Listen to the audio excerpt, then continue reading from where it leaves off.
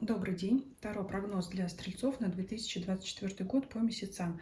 На моем канале уже есть таро прогноз на 2024 год по астрологическим домам. Ссылки я оставлю в описании канала. Мы смотрим расклад на колодах Символон и оракуле Кипер. Что ожидает стрельцов в 2024 году?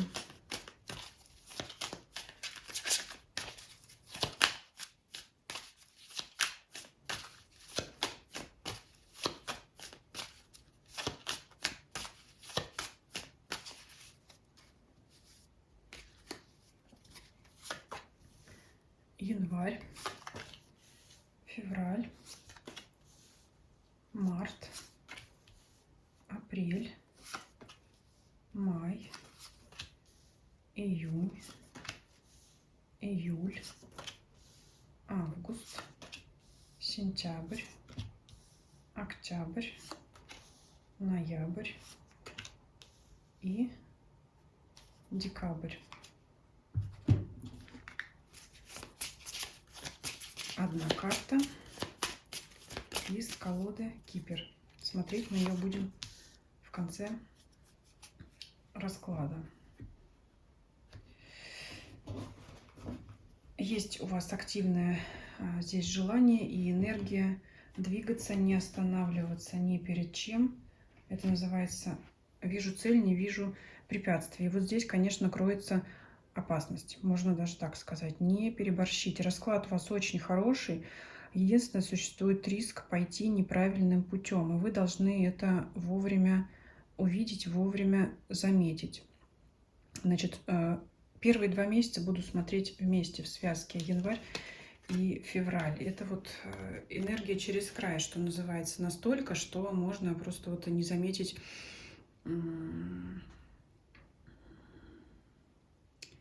важного и допустить ошибку. Карта первая – это охота на единорога, это то, чего нельзя делать. То есть по легенде единорога ни в коем случае нельзя убивать. Кстати, эта карта выпадает у многих знаков зодиака. Можно ее даже оценить как общую тенденцию, может быть, года. То есть это не только для вас будет актуально, и для многих. Желание сделать побыстрее может привести вас к ошибке. То есть надо понять, вот мне знаете, как видится, не зря, наверное, карты выпали рядом. Вот он, этот воин вдалеке, который охотится, который туда ошибку пока не допустил, да, поэтому, а здесь вот на этой карте он приближается. Что я вижу сразу? Взгляните на себя поближе, пересмотрите, то есть правильно ли вы это делаете. То есть вот я к чему говорю, маленькое изображение далекое, а здесь оно к нам приближается. То есть взгляните на себя, как бы приблизьте кадр к себе, взгляните на себя не другими глазами, а вот сделайте разбор своих действий в голове, да, правильно ли вы идете. Вы слишком, как говорится, знаете, нахрапом. То есть в спешке можете что-то пропустить, ошибиться, сделать что-то не так. Ну, это будет, конечно, серьезная ошибка, потому что убить единорога, ну, это большой грех. Не спешите. Вот чрезмерная активность, чрезмерная — это у нас Овен, марсовская энергия, даже, возможно, какая-то агрессивность. То есть вот либо сейчас, либо никогда. Это вот, ну, это чрезмерные усилия, чрезмерные действия. Поэтому, чтобы вам это избежать, я как говорю, я вижу, что не зря эти карты упали рядом. Не трогайте этого единорога. Останьтесь воином, останьтесь активным, но отступитесь вот от этого. То есть вам что-то захочется, чего делать нельзя. Или захочется сделать так, как делать неправильно. И это, кстати, не первый раз за год. Дальше к концу, где-то к середине года опять здесь вот у вас есть такая ну, возможность опять допущения ошибки. Поэтому, ну, что касается здесь от вас. А вот здесь вот сразу забегу вперед, черное место. Там опасность будет исходить от окружения. Поэтому, значит, свою активную энергию берем в руки, силу воли в кулак, используем ее, знаете, как говорится, твою бы энергию да в правильное русло. Вот здесь про вас, да, то есть защищайтесь, со щитом, с мечом защищаетесь. У вас есть сила защищаться, отстаивать себя, но не нападать. Вот здесь такой совет. Не нападайте ни на кого, ни на что. Не вступайте прошу прощения, в конфронтацию с другими. Используйте свою силу для защиты себя, своего опыта, своего окружения, своего дела, но не для нападений. Если имеет место конкуренция, да, в бизнесе, отстаивайте свое, занимайтесь своим, не говорите, что у других плохо, что у других там не так. Вообще, то есть они не должны вас волновать. Вам здесь победить конкурента, обойти его не означает его задавить. Лучше занимайтесь самим собой, продвигайте свое, а не принижайте чужое. Вот здесь такое может иметь место быть. В отношениях может быть тоже такая излишняя какая-то агрессия, поэтому, ну, вообще много, море энергии, вот так вот. Масса энергии, которая может просто плескать через край и в итоге вылиться не туда. Это предупреждение, будем рассматривать вам как это предупреждение. Поэтому вот это самое главное, энергию в мирное русло. Мирный атом еще вспомнилось мне. Вот так. Почему-то вспомнилось. В марте прекрасные взаимоотношения, особенно для тех, кто эту энергию в себе не то что запечатал, а вот копите энергию для других целей, для других дел, она вам еще понадобится, вот это ваше вот так вот. В марте наступает гармония в личных взаимоотношениях, в семье, в паре, в работе с коллегами. Из этого мне также видится, что, знаете, здесь-то вот агрессия, оборона скорее не на коллег и не на партнера по личной жизни, не близких там каких-то родственников, друзей, скорее от окружения. Это что-то, знаете, что-то будет здесь раздражать вас извне, на что-то вы агрессировать будете извне, потому что невозможно после такой бурной энергии, после таких ярких красок перейти вот к такому спокойному, романтическому, приятному танцу, да, поэтому мне видится, что это как агрессия во внешний мир, недовольство именно событиями во внешнем мире, поэтому вот все, что к вам будет происходить извне, скорее вот с этим вы будете пытаться бороться, а бороться с этим не надо. Просто оставьте это в стороне и стойте на своем. Поэтому все-таки я не связываю вот это вот с какими-то конфликтами с ближайшим вашим окружением. Ну, здесь я уже сказала, март – это гармоничные отношения, будь то семья, ваш любимый человек или коллеги по работе. Здесь хорошее сотрудничество, приятная взаимопомощь, взгляд друг другу в глаза. То есть это вы всегда готовы выслушать человека, и человек, ваш близкий, также всегда готов вас выслушать. В апреле выпадает вам карта «Дары», и я даже буду ее смотреть в связке с картой майской «Святой Грааль». Это действительно дары. На первой карте группа людей, общество преподносит одному человеку свои дары, да. Я думаю, что они здесь перед ним как-то преклоняются, ценят его опыт. Это может говорить о признании вас как профессионала на работе, это может быть благодарность ваших близких, друзей, знакомых. Ну, опять же, признание. И Святой Грааль – это исполнение давней мечты, давней надежды, какого-то действительно важного желания, может быть, всей своей жизни. Для кого-то это встреча партнера, того самого единственного, или той самой единственной. Для кого-то это,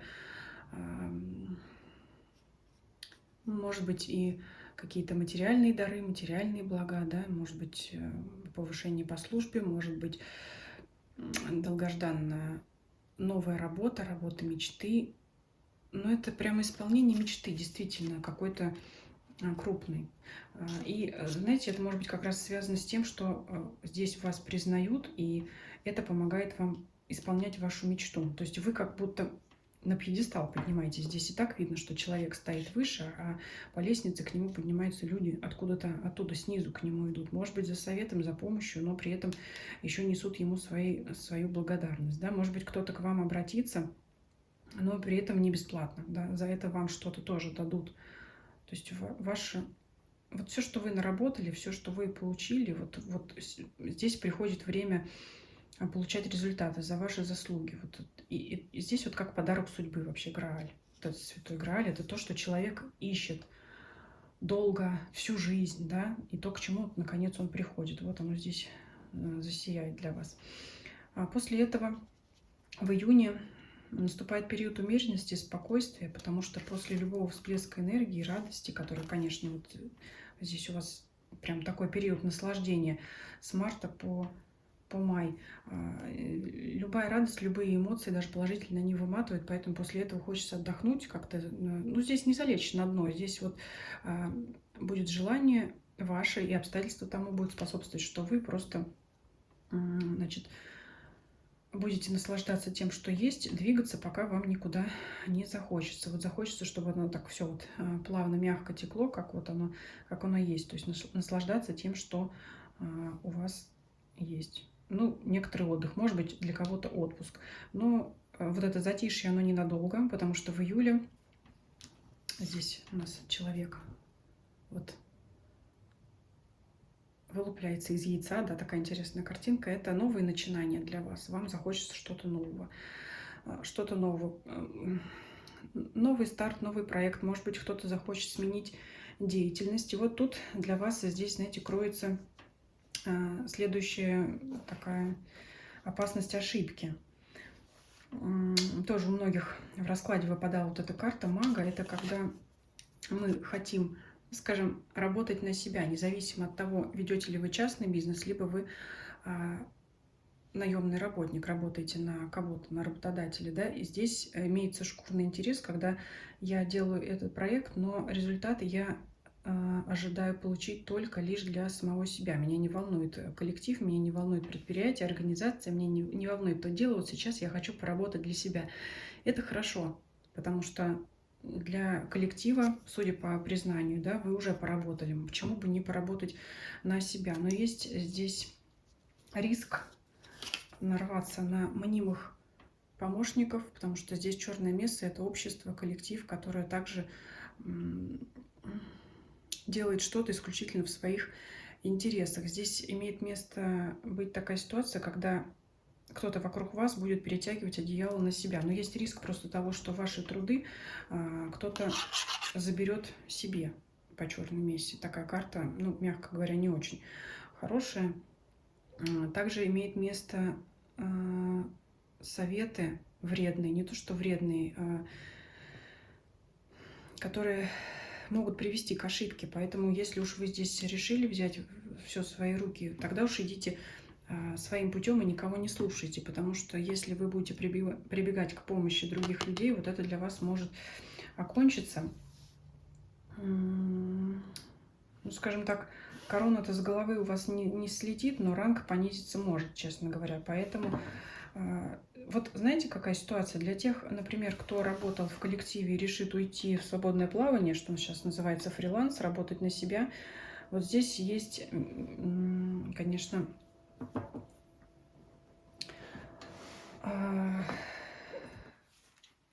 но здесь есть с этим сложности. Если уж вы решите уйти и работать на себя, то тогда не прибегайте к помощи бывших коллег, каким-то советам, потому что они из зависти могут вам навредить. Ну, то есть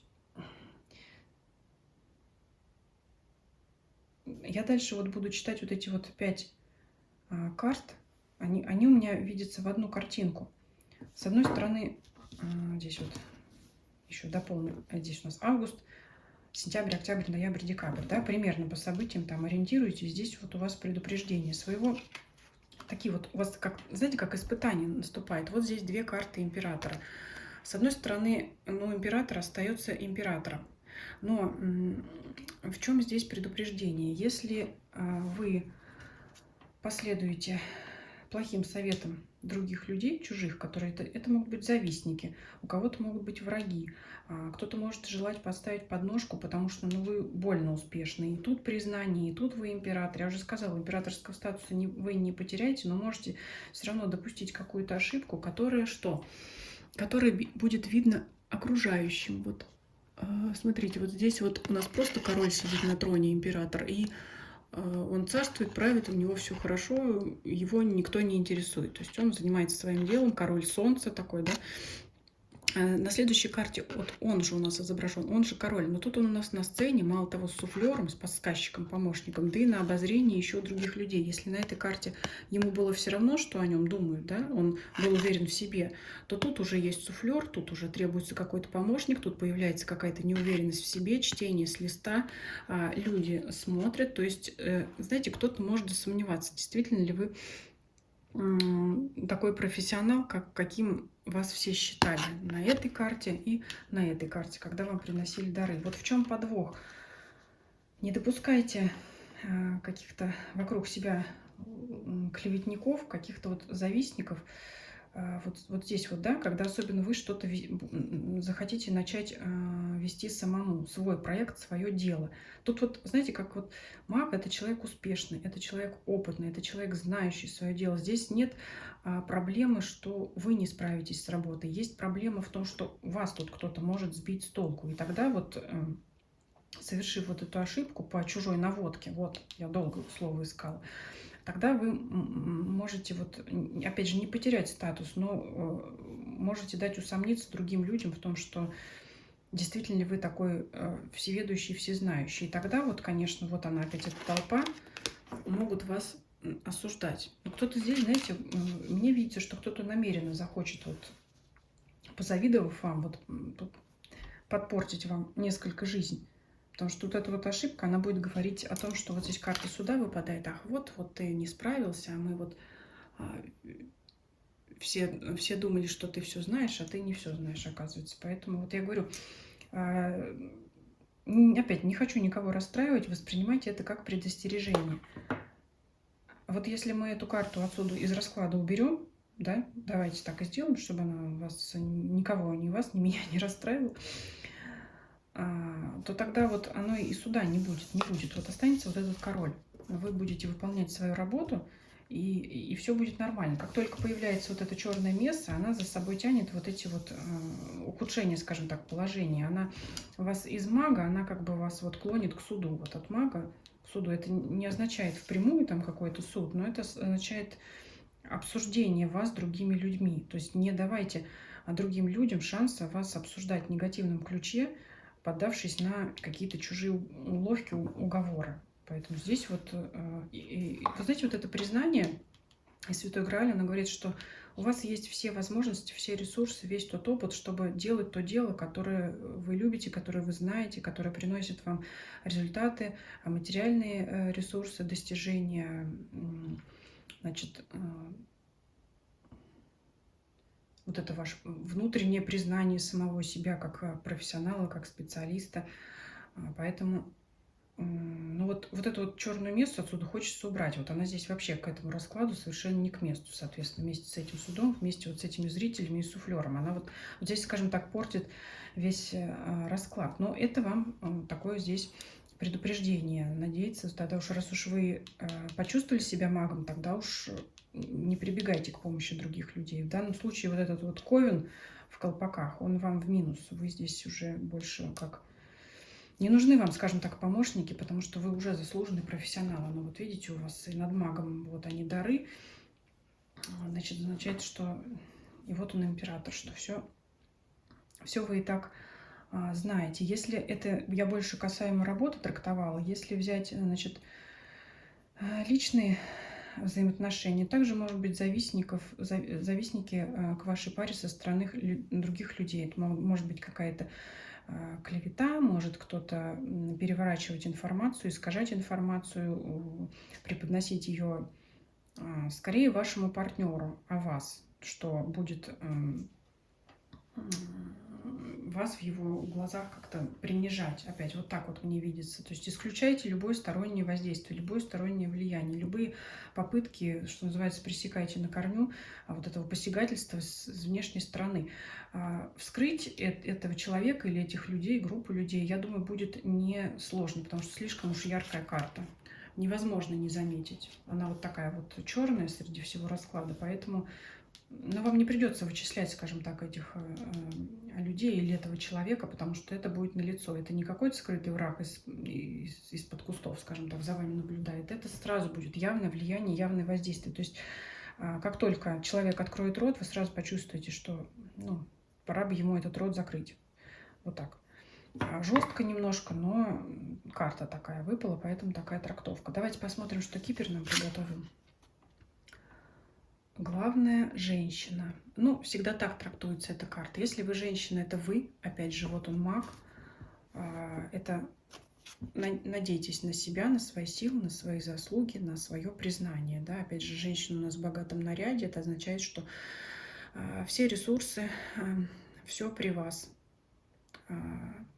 Материальные блага, имущество какое-то, не самоуверенность, а как это, подскажите, уверенность в себе, да, согласитесь, это по-другому звучит, самоуверенность, уверенность в себе, в собственных силах, статусность,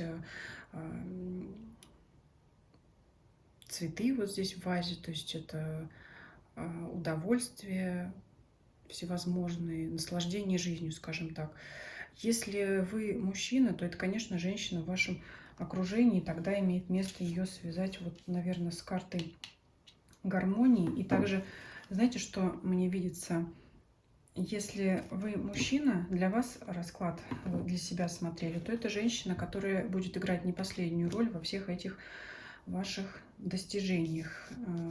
Не от нее идет, конечно, это черное место, скорее всего, она вам помогает во всем, в этом, во всех благах, да, то есть я имею в виду, что кто вот этот человек, который будет влиять на вас извне, не эта женщина, наоборот, она вам помогает, но это в том случае, если вы для мужчин смотрите расклад. Давайте вам закроем хорошими картами все это дело, оставим вот так, да, потому что расклад довольно-таки такой, он и сильный, и насыщенный событиями. Кстати, хотела сказать эмоциями, но не могу сказать, что он насыщен больно так эмоциями, потому что, ну, маг, этот человек непоколебимый, которого вообще вряд ли что-то может, значит, вывести из себя и сбить с толку. Поэтому все для вас вот закроем вот так благополучно. Спасибо за просмотр. Всем до свидания.